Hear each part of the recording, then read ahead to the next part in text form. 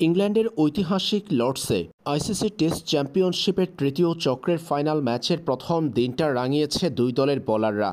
প্রথম দিন হয়েছে ৭৮.৪ ওভার, যেখানে দুই দল হারিয়েছে ১৪ উইকেট, অর্থাৎ দুই দলের বোলাররা ১৪ উইকেট তুলে নিয়েছে এদিন। শুরুতে ব্যাটিং করা অস্ট্রেলিয়া ২১২ রান সংগ্রহ করেছে ৫৭ ওভার ব্যাটিং করে। অজিদের ব্যাটিং ব্যর্থতা যে শুধুমাত্র সাউথ আফ্রিকার বোলারদের দাপুটের কারণে, সেটার প্রমাণ মিলেছে সাউথ আফ্রিকার ব্যাটিংয়ের সময়। অস্ট্রেলিয়ার উপর যেমন সাউথ আফ্রিকার বোলাররা দাপুট দেখিয়েছে, ঠিক একইভাবে অজি পেসাররাও দাপুট দেখিয়েছে প্রোটিয়াদের ব্যাটারদের উপর।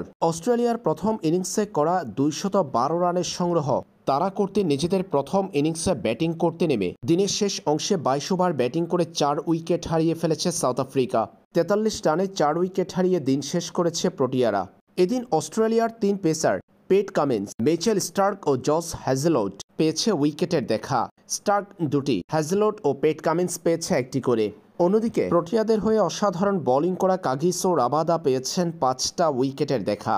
এছাড়াও মার্কো এনসেন পেয়েছেন ৩টি।